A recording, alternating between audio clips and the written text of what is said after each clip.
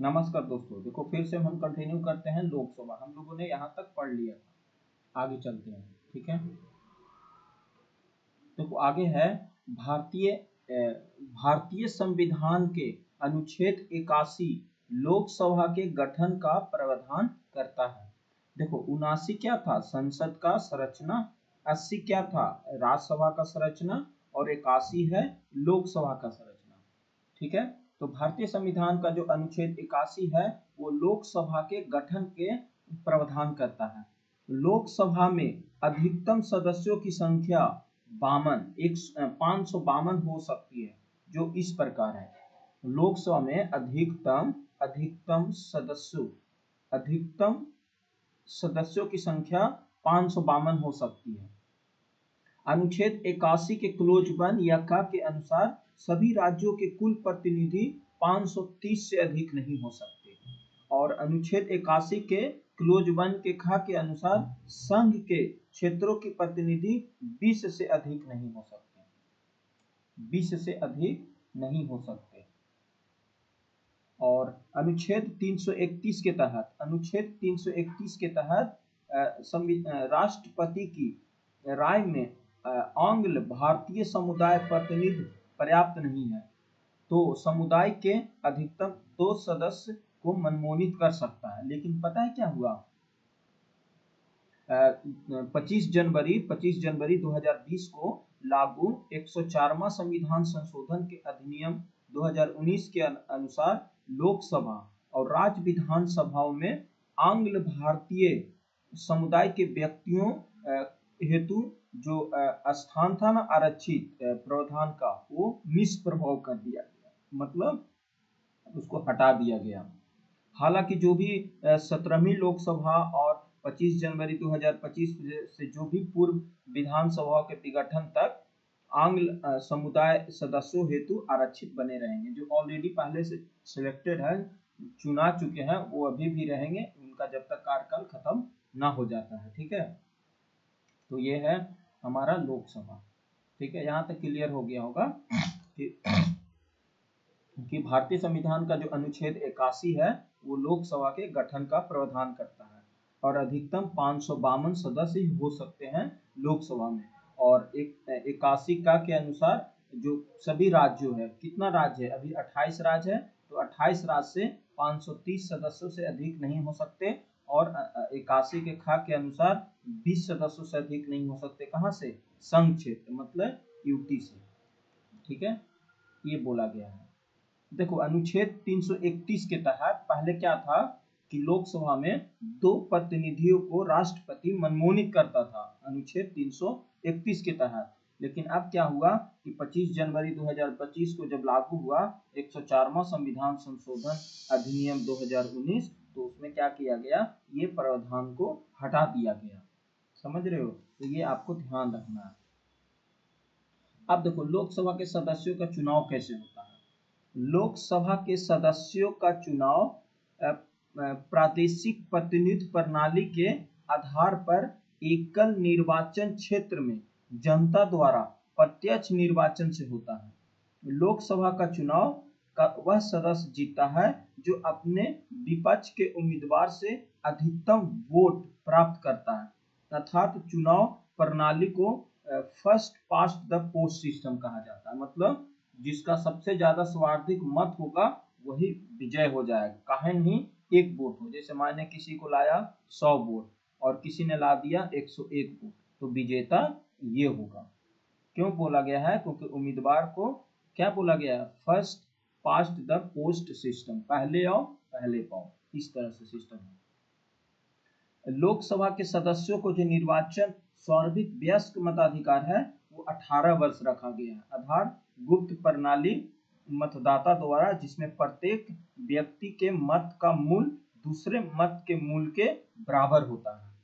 मतलब ना, चाहे अंबानी जी वोट करे चाहे एक किसान वोट करे, वैल्यू बराबर होगा, मतलब यही है सीधा समझो। ठीक है, अमीर गरीब यहाँ पे नहीं चलेगा, यहाँ पे वैल्यू सबका एक होगा वोट का। देखो क्या रहा है कि ऐसा देखो आगे पढ़ते हैं। देखो आगे है लोकसभा का क्वालिफिकेशन क्या होना चाहिए? जो लोकसभा का क्वालिफिकेशन है, अगर आप लोकसभा मेंबर बनना चाहते हो तो आपके पास क्या क्या क्वालिफिकेशन होना चाहिए? पहला है वो भारत का नागरिक होना चाहिए, मानसिक रूप से पागल नहीं होना चाहिए, 25 वर्ष की आयु वो पूरा कर चुका हो, भारत सरकार या राज्य सरकार के अधीन किसी भी लाभ के पद पर ना हो। लाभ के पद का मतलब समझो, सीधा गवर्नमेंट जॉब में आप ना हो, बस सीधा समझो। लोकसभा की अवधि क्या होती है? इंग्लैंड के हाउस ऑफ कॉमन्स की तरह लोकसभा की अवधि 5 वर्ष की होती है। इस अवधि की गणना नवगठित लोकसभा के प्रथम अधिवेशन फर्स्ट मीटिंग से ही तारीख से की जाती है। लोकसभा राज्यसभा की अस्थायी सदस्य नहीं है, अर्थात इसका विघटन 5 वर्ष या उससे पहले हो सकती है। प्रधानमंत्री या मंत्रिपरिषद द्वारा राष्ट्रपति को सलाह देने के लिए लोकसभा में एक निश्चित अवधि से पहले भी भंग कर सकती है। अनुच्छेद 85 के तहत अगर विघटन करना होगा लोकसभा को तो किया जा सकता है। ठीक है, यहाँ तक आपको क्लियर हो गया होगा। कह रहा है कि विशिष्ट विशिष्ट स्थितियों में लोकसभा की अवधि 5 वर्ष से अधिक भी बढ़ाई जा सकती है। विशिष्ट स्थिति का मतलब ना, कोई ऐसा स्थिति जैसे इमरजेंसी लग गया हो और कार्यकाल प्रधानमंत्री का खत्म हो गया था, तो उस समय इस सिचुएशन में बढ़ाया जा सकता है। भारतीय संविधान के अनुच्छेद 83(2) के अनुरूप में यह प्रावधान किया गया है कि राष्ट्रीय आपातकाल के दौरान संसद लोकसभा के कार्यकाल को किसी ऐसी अवधि के लिए बढ़ा सकेगी जो एक बार में 1 वर्ष से अधिक न हो, लेकिन आपातकाल की उद्घोषणा के प्रवर्तन में न रहे जाने के पश्चात विस्तार किसी भी दशा में 6 महीना की अवधि से अधिक नहीं होगा। मतलब अगर विशेष परिस्थिति हो जाए तो मैक्सिमम 1 साल, नहीं तो 6 महीना से ज्यादा नहीं रह सकता। ठीक है, यहाँ तक क्लियर हो गया होगा। देखो ऐसा ऐसा कितनी बार किया जा सकता है? तो ऐसा इस संविधान का मौन है, अर्थात संसद जितनी बार चाहे कार्यकाल को बढ़ा सकती है, बस शर्त यह है कि आपातकाल की उद्घोषणा प्रवर्तन में हो। कि प्रवर्तन में हो मतलब ना कि देश में राष्ट्रपति ये क्या बोलते हो इमरजेंसी लगा हो। ऐसा हुआ है। देखो 42वां संविधान संशोधन जब हुआ था, 42वां संविधान संशोधन 1976 के द्वारा लोकसभा की अवधि 5 वर्ष से बढ़ाकर 6 वर्ष कर दी गई थी, और पुनः 44वां संविधान संशोधन हुआ जिसमें 1978 को माध्यम से 83(2) के तहत संशोधन करके लोकसभा की अवधि को 5 वर्ष कर दी गई। देखो ऐसा पता है कब किया गया था? इंदिरा गांधी की सरकार में ऐसा किया गया था, समझ रहे हो? ऐसा हुआ है। मतलब ये कह रहा ना कि अगर अगर देश में मान लो कि ऐसा विपद स्थिति आ जाए और मान लो कि जो लोकसभा है उसकी कार्यकाल खत्म हो चुका हो और आगे चुनाव होना हो, लेकिन देश में इमरजेंसी आ गया हो, तो 1 साल तक उसको एक्सटेंड कर सकते हैं कार्यकाल को। ठीक है, ये बोला गया है और ऐसा हुआ है। ठीक है, समझ रहे हो आप?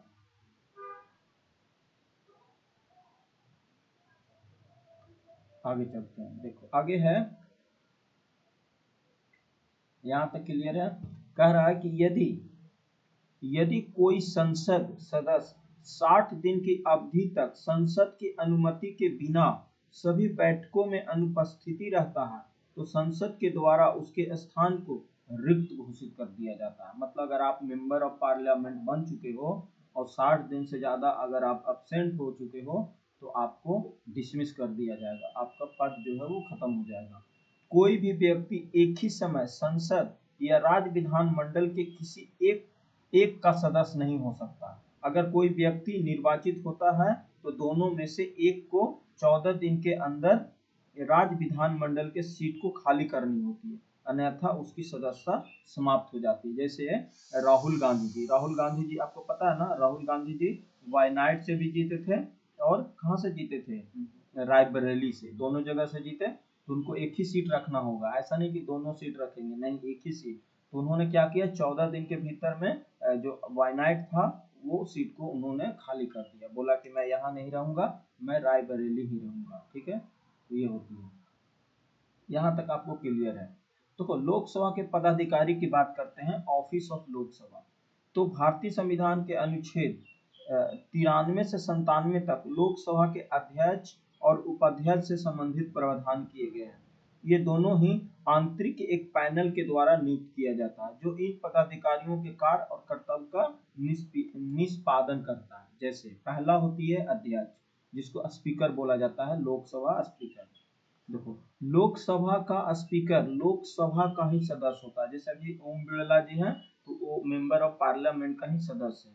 लोकसभा का सदस्य या उपाध्यक्ष होने के नाते अलग से किसी शपथ की व्यवस्था का प्रावधान नहीं है। इसके लिए कोई अलग से संविधान में शपथ नहीं है, साथ में शपथ ले लेते हैं। वह लोकसभा सदस्यों के रूप में ही शपथ लेता है। यदि लोकसभा अध्यक्ष का पद रिक्त हो तो उपस्थिति में उसकी उपाध्यक्ष की भूमिका का निर्वहन करता है। जो उपाध्यक्ष होता है उसकी भूमिका निर्वहन करता है। और लोकसभा अध्यक्ष के पहले अध्यक्ष जो थे वो जीवी मालवरकर और पहले उपाध्यक्ष जो थे वो अनंतसेन आयंगर थे। संविधान के अनुच्छेद 95 में कहा गया है कि अध्यक्ष का पद अगर रिक्त है तो उपाध्यक्ष, अगर यदि उपाध्यक्ष का भी पद रिक्त है तो राष्ट्रपति के द्वारा लोकसभा में किसी सदस्य को नियुक्ति कर सकता है, राष्ट्रपति करेगा, राष्ट्रपति। अनुच्छेद 95(2) के तहत यह प्रावधान है कि अध्यक्ष और उपाध्यक्ष की अनुपस्थिति में अध्यक्ष के रूप में वह व्यक्ति कार्य करेगा जो लोकसभा के कार्य हेतु रिक्त किया गया। ठीक है, ये बात बोली गई है। यहाँ तक क्लियर हो गया। देखो, ऐसा है, ऐसे में लोकसभा का अध्यक्ष की भूमिका में लोकसभा सदस्य को वो सभी शक्तियां प्राप्त होगी जो लोकसभा अध्यक्ष को प्राप्त होती है। अब देखो, समझ में आया अध्यक्ष की शक्तियां क्या क्या होती है, स्पीकर क्या क्या कर सकता है। देखो, लोकसभा का अध्यक्ष जो होती है उसका प्राथमिक कार्य बैठकों का संचालन करना, कार्यवाही को व्यवस्थित और नियंत्रित करना, मतभेद की अवस्था में अध्यक्ष का निर्णय अंतिम होता है। ठीक है, ये काम करता है। दूसरा काम क्या है, कोई विधेयक धन विधेयक है या नहीं इसका निर्धारण कौन करता है, लोकसभा अध्यक्ष करता है। दोनों सदन में किसी भी विधेयक के संदर्भ में गतिरोध की स्थिति में संयुक्त, देखो, संसद की संयुक्त बैठक की अध्यक्षता लोकसभा अध्यक्ष करेगा। देखो, बुलाने का काम, ज्वाइंट सिटिंग जो होती है, संयुक्त बैठक के जो बुलाने का काम होता है वो राष्ट्रपति का होता है, लेकिन इसकी अध्यक्षता कौन करेगा, तो लोकसभा अध्यक्ष करेगा। किसी प्रस्ताव के पक्ष या विपक्ष के बराबर के मत होने पर लोकसभा अपना मत निर्णय दे सकता है। कौन सा अनुच्छेद, अनुच्छेद 100 के तहत। दल विदल विरोधी कानून के तहत लोकसभा अध्यक्ष को यह भी अधिकार है कि किसी सदस्य के संबंध में दल विदल संबंधित शिकायत मिलने पर उसकी निर्भरता डिस्क्वालीफाई करने पर फैसला है। दल बदल समझते हो, 10वां अनुसूची था जो 52वां संविधान संशोधन हुआ था, उसमें दल बदल ये होती है ना कि मान लो कि आप मान के चलो कांग्रेस से आप चुनाव जीते हो और आपको बीजेपी ने लालच दे दिया और बोला कि आप इधर आ जाओ और मैं आपको मंत्री पोस्ट दे दूंगा, तो आप ऐसा नहीं कर सकते, वो दल बदल में आ जाएगा। तो इस तरह से आपका डिस्क्वालिफिकेशन हो जाएगा, मतलब आपकी सदस्यता रद्द कर दी जाएगी। लोकसभा अध्यक्ष ये भी तय करता है कि सदन में कौन सदस्य कितनी भी अवधि तक बोलेगा और कौन नहीं बोलेगा। ये किसका काम है, स्पीकर का ही काम होता है। ठीक है, यहाँ तक क्लियर होना चाहिए। लोकसभा की बैठक के लिए गणपूर्ति की कुल संख्या का कम से कम 1/10 सदस्य नहीं है तो बैठक को अब तक के लिए स्थगित कर दे। अगर गणपूर्ति का मतलब होता है ना कि लोकसभा का बैठक तभी होगा जब 1/10 सदस्य उपस्थित ना हो। टोटल का 1/10 अगर उपस्थित हो जाते हैं तो संसद की कार्यवाही स्टार्ट होगा और नहीं तो नहीं होगा। जब तक कि गणपूर्ति पूरी ना हो जाए सभा के कुल सदस्यों की 10वां भाग अनुच्छेद 103 के अंतर्गत सभा की बैठक के लिए गणपूर्ति माना जाता है। ठीक है, लोकसभा का वर्तमान अध्यक्ष अभी ओम बिरला है। ठीक है, यहाँ तक क्लियर हो गया। तो इनके पास क्या क्या पावर है, बहुत सारे पावर है, देख रहे हो ना, बहुत सारे पावर है इसके पास। पहला होता है प्रोटेम स्पीकर। प्रोटेम स्पीकर, देखो सबसे बड़ी बात है कि प्रोटेम स्पीकर की नियुक्ति राष्ट्रपति के द्वारा किया जाता है जो सामान्यतः लोकसभा के सबसे वरिष्ठ सदस्य होते हैं। प्रोटेम स्पीकर लोकसभा के चुनाव के सदन के मदद करता है और नव निर्वाचित सदस्यों के शपथ ग्रहण करवाता है तत्पश्चात प्रोटेम स्पीकर का पद स्वतः समाप्त हो जाता है। जैसे जैसे एक प्रोटेम स्पीकर का चर्चा कब चलती है पता है? जैसे मान को अभी मोदी जी 2024 में चुनाव हुआ और 2024 से 2029 तक रहेंगे, 29 तक नहीं, हाँ 29 तक रहेंगे, 29 में चुनाव होगा। तो 29 में चुनाव होगा तो एक नया लोकसभा बनेगा। तो लोकसभा में क्या होगा, उस समय तक तो हमारे पास कोई प्रोटेम स्पीकर नहीं होगा, तो एक प्रोटेम स्पीकर चुनाया जाता है। वो क्या करता है, वो सारे जितने भी मेंबर ऑफ पार्लियामेंट से जीत के गए हैं उनकी ओथ दिलवाता है, शपथ दिलवाता है, और उसकी पूरा क्रिया जो भी क्रियाकलाप होती है ना, जितना दिन चलता है उसका काम प्रोटेम स्पीकर का काम होता है। ये इसकी नियुक्ति कौन करता है? राष्ट्रपति के द्वारा किया जाता है। ये सबसे वरिष्ठतम सदस्य होता है, मतलब सबसे जो एजेड व्यक्ति होगा वो होती है। अब आती है लोकसभा का महासचिव। लोकसभा का तीसरा सबसे महत्वपूर्ण अधिकारी लोकसभा का महासचिव होता है। इसको चुनने और नियुक्त करने का अधिकार लोकसभा अध्यक्ष को ही है। लोकसभा अध्यक्ष को ही चुना जाता है।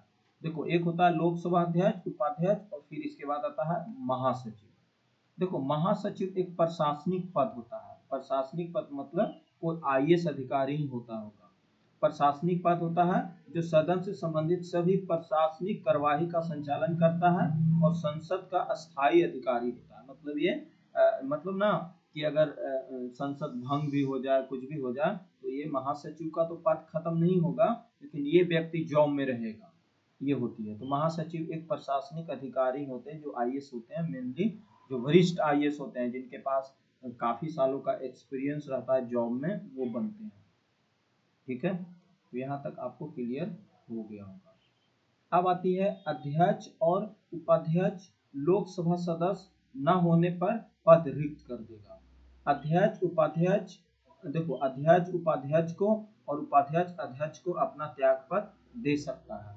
अध्यक्ष उपाध्यक्ष का तत्कालिक समस्त सदस्यों को बहुमत से संकल्प पारित करके हटाया जा सकता है। सिर्फ उपस्थिति और मतदान करने वाले सदस्यों को बहुमत से नहीं। ठीक है, यहाँ तक आपको क्लियर हो गया होगा। मतलब समझ रहे हो, अध्यक्ष और उपाध्यक्ष को तत्कालिक समस्त सदस्यों के बहुमत के संकल्प से पारित करके हटाया जा सकता है। ऐसा नहीं कि सिर्फ उपस्थिति और मतदान करने वाले सदस्यों के बहुमत से नहीं, उसके लिए एक विशेष बहुमत की जरूरत पड़ती है हटाने के लिए। देखो, इसमें क्या किया है कि संविधान के अनुच्छेद 94 में यह प्रावधान है कि लोकसभा एक संकल्प पारित करके अध्यक्ष या उपाध्यक्ष को पद से हटा सकती है, परंतु ये सिर्फ और सिर्फ कम से कम 14 दिन पूर्व इस बात की सूचना देनी होती है जिसको हटाया जा रहा है। लोकसभा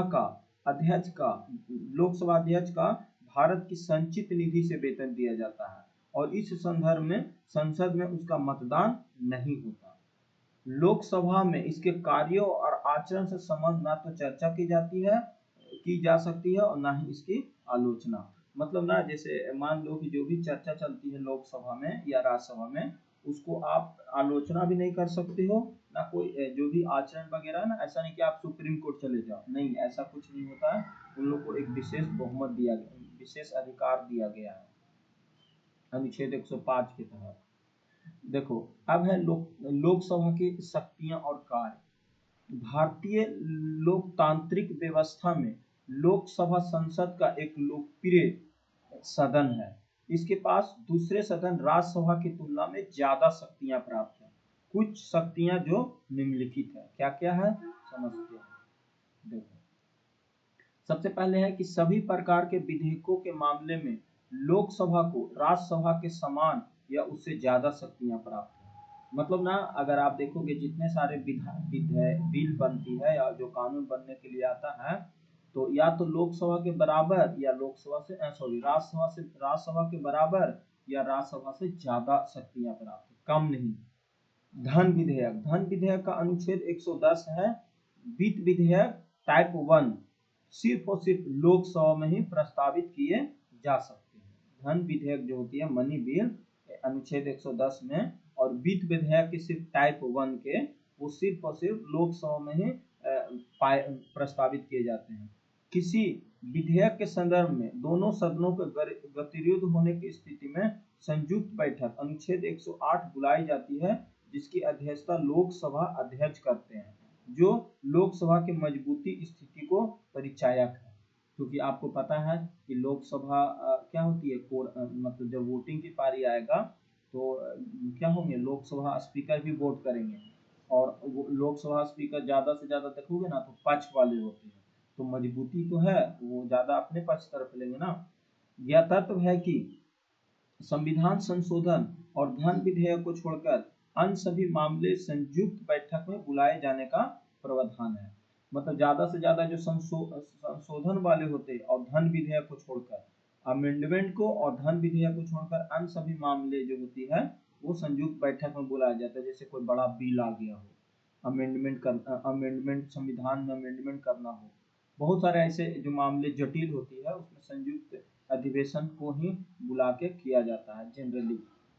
अब आती है कार्यपालिका पर नियंत्रण की शक्ति। देखो, चूंकि कार्यपालिका की वास्तविक शक्तियां का प्रयोग कौन करता है, प्रधानमंत्री करता है अनुच्छेद 75 के तहत, और मंत्री परिषद द्वारा किया जाता है, जिसका लोकसभा के प्रति सामूहिक उत्तरदायित्व होता है। इसलिए सरकार अर्थात कार्यपालिका पर लोकसभा का प्रभाव ज्यादा होता है। समझ रहे हो आप। वित्तीय शक्ति क्या होती है, वित्तीय शक्ति के मामले में देखोगे तो वित्तीय मामले में लोकसभा के पास अत्यंत शक्ति है राज्यसभा की अपेक्षा, क्योंकि धन विधेयक सिर्फ और सिर्फ लोकसभा में ही प्रस्तावित किए जाते हैं। ठीक है। अन्य शक्तियां क्या क्या है, अन्य शक्तियां हैं कि लोकसभा राष्ट्रपति और उपराष्ट्रपति के निर्वाचन में भाग लेती है। जो लोकसभा होती है वो राष्ट्रपति के निर्वाचन में भी भाग लेती है और उपराष्ट्रपति के निर्वाचन में भाग लेती है, तथा राष्ट्रपति के महाभियोग संबंधी प्रस्ताव भी पारित कर सकती है। राज्यसभा द्वारा उपराष्ट्रपति को हटाए जाने के लिए प्रस्ताव पारित का अनुमोदन यदि लोकसभा न करे तो उसे हटाने की प्रक्रिया पूरी नहीं होती। देखो, जब उपराष्ट्रपति को हटाया जाता है ना तो राज्यसभा में उसका प्रस्ताव लाया जाता है, लेकिन फाइनली डिसीजन लोकसभा ही करता है, और लोकसभा अगर उसका प्रस्ताव को ना माने तो जो उपराष्ट्रपति महोदय जी होते हैं वो नहीं हट सकता है। सर्वोच्च न्यायालय और उच्च न्यायालय के न्यायाधीशों के पद हटाने के लिए लोकसभा से सहमति आवश्यक है, और भी स्पेशली किससे, प्रधानमंत्री से। यहाँ तक क्लियर हो गया होगा। अब आते हैं, देखो, संसद के नेता। संसद के नेता में आपने सुना होगा कि सदन के नेता क्या होता है। तो सदन के नेता के अभिप्राय प्रतन प्रधानमंत्री होता है, किंतु प्रधानमंत्री सदन के नेता के रूप में किसी मंत्री को नियुक्त भी कर सकता है यदि वो मंत्री लोकसभा का सदस्य हो तो। संविधान में इस पद का कोई प्रावधान या उल्लेख नहीं है कि सदन में निम्न विधि उल्लेख है। ठीक है, ये इम्पोर्टेंट होना चाहिए। ठीक है, मतलब सदन का नेता। अब है विपक्ष के नेता के रूप में क्या होना चाहिए। देखो, संसद के दोनों सदनों में एक विपक्ष का नेता होता है। विपक्ष का नेता होने का दर्जा के लिए प्रत्येक सदन के कुल सदस्य का 1/10 होना चाहिए, तभी आप विपक्ष का नेता बन सकते हो। अतः विपक्ष के नेता के पास लोकसभा में कम से कम 55 सदस्य और राज्यसभा में 25 सदस्य होना चाहिए। जैसे आप ये पिछले साल आप जो चुनाव हुआ था 2019 से जो 24 तक चला था, उसमें देखा था विपक्ष का नेता कोई नहीं था। क्यों? क्योंकि जो कांग्रेस था ना वो 55 सीट से भी कम ला पाया था, और इस बार क्या है 99 सीट लाया, तो राहुल गांधी जी देखे हो विपक्ष के नेता बने। समझ में आया। संसदीय व्यवस्था में विपक्ष का नेता का पद महत्वपूर्ण भूमिका वाला होता है। इस कार्य के सरकार से कार्यों की सकारात्मक आलोचना करना और वैकल्पिक सरकार की व्यवस्था करना। लोकसभा के विपक्ष का नेता का पद लोकसभा के स्पीकर के द्वारा ही दिया जाती है। ठीक है, यहाँ तक क्लियर हो गया होगा। वर्ष 1977 में भारत के विपक्ष के नेता को पद के विपक्षी नेता वेतन भत्ता अधिनियम 1977 द्वारा वैधानिक बना दिया गया। विपक्ष के नेता का वेतन और भत्ते का प्रावधान दिया गया। इससे संवैधानिक प्रावधान के अनुसार विपक्ष के नेता का वेतन और भत्ते एक कैबिनेट मंत्री के वेतन और भत्ते के समान होते हैं। वर्ष 1969 में विपक्ष के नेता पहले नेता के रूप में लोकसभा में जो थे वो राम सुभंग सिंह और राज्यसभा में श्याम नंदन मिश्रा को बनाया गया था 1969 में। सबसे पहला लोकसभा अगर विपक्ष के नेता देखोगे तो राम शुभम सिंह, और राज्यसभा का जो नेता थे वो श्याम नंदन मिश्रा था।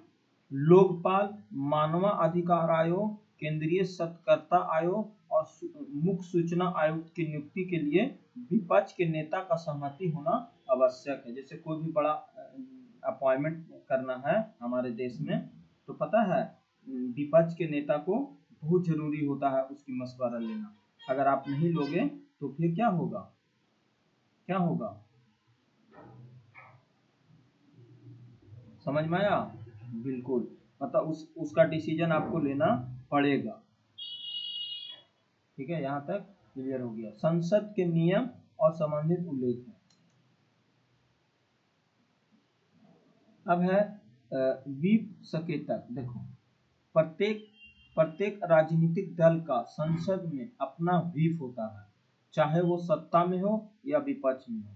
इसकी नियुक्ति राजनीतिक दलों द्वारा सदन में सहायक नेता के रूप में की जाती है। यह संसद के दलों के सदस्यों का व्यवहार पर नजर रखना, संबंधित सदस्यों के व्हीप के निर्देशों का पालन न करने पर अनुशासनिक कार्रवाई करना। इस पद का उल्लेख ना तो संविधान में है और न ही सदन का नियम के संविध में, और मुझे लगता है भारत में भी नहीं है। भारत में ऐसा सत्र आपको देखने को बहुत कम मिलता है।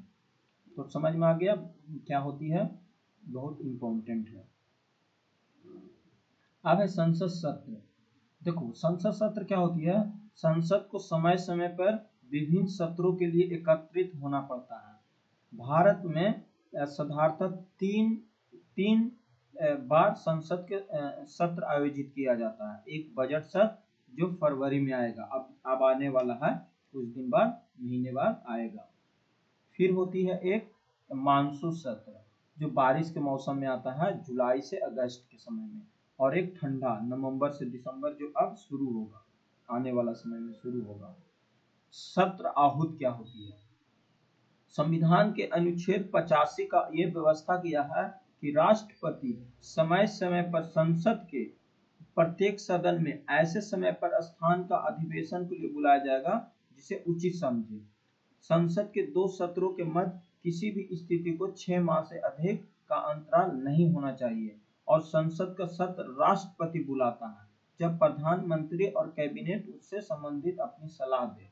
तो संसद का सत्र कौन बुलाता है? राष्ट्रपति जी बुलाते हैं, राष्ट्रपति महोदय जी।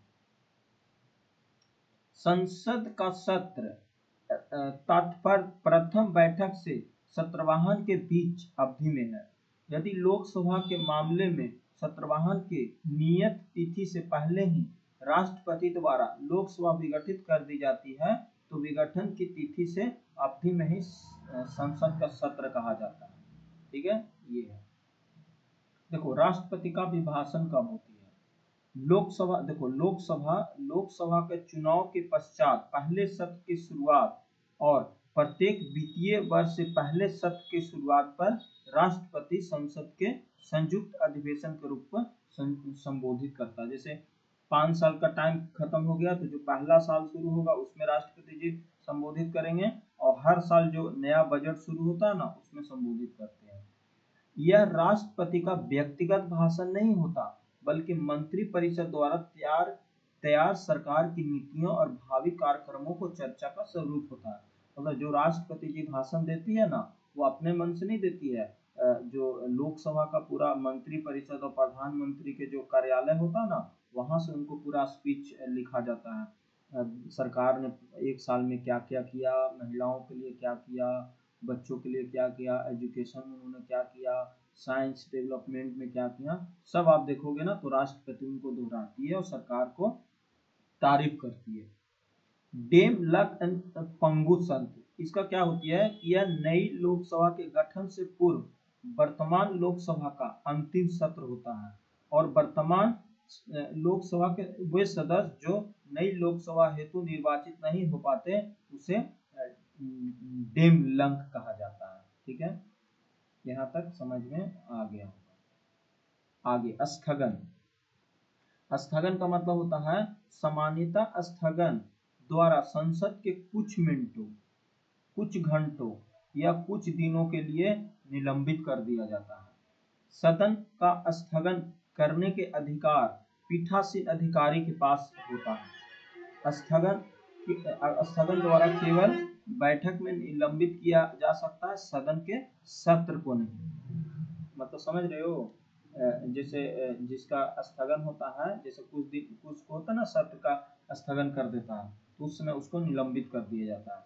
यदि पीठासीन अधिकारी द्वारा संसद सत्र को स्थगित करने के उपरांत पुनः एकत्रित होने के संदर्भ में कोई घोषणा नहीं की जा सकती, तो वह स्थगन है। अनिश्चित काल के लिए स्थगन का साइड डाई स्थगन कहलाता है। ठीक है, ये समझ में आ गया? समझ में आ गया? ये स्थगन का मतलब समझ में आ ही गया होगा, क्या होती है स्थगन? ठीक है,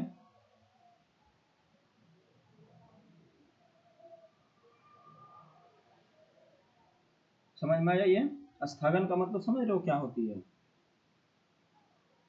मतलब ना, स्थगन देखो, हमेशा नहीं सुना जाता कि आज ये सब लोकसभा को स्थगित कर दिया गया कुछ घंटों के लिए, कुछ मिनटों के लिए, ऐसा होता है ना। उसका उद्देश्य होता है ना कि कुछ मिनट, कुछ घंटे, एक दिन के लिए स्थगित किया जाता है। और ये ज्यादा से ज्यादा पीठासीन अधिकारी करते हैं, यानी अध्यक्ष या सभापति के पास पावर होती है ये करने का। समझ रहे हो ना? स्थान में केवल बैठक सीटिंग को रोका जाता है, पूरा सेशन को समाप्त नहीं किया जाता, और अगली निर्धारित तिथि या समय पर फिर से कार्यवाही शुरू कर दी जाती है। अनिश्चित काल का मतलब होता है ना कि जब सदन को बिना अगली बैठक की तिथि तय किया जाता है, उसी को अनिश्चित काल को कहा जाता है। समझ में आ गया? तो ये स्थगन होता है। अब है सत्रवाहासन। देखो, संसद के किसी भी सत्र का समाप्त होना सत्रवाहासन कहलाता है। सत्रवाहासन राष्ट्रपति द्वारा घोषित किया जाता है, पीठासीन अधिकारी द्वारा नहीं। साइन डाइन स्थगन के कुछ समय बाद राष्ट्रपति सत्रवाहन की सूचना जारी करते हैं। ठीक है, विघटन क्या होती है? देखो, विघटन क्या होती है? एक तरफ जहां सत्रवाहासन सत्र के सत्र को समाप्त करना, वही दूसरी तरफ विघटन को संसद को ही समाप्त कर देता है। अस्थायी सदस्य के नाते राज्यसभा का विघटन नहीं हो सकता, केवल लोकसभा का ही विघटन हो सकता है।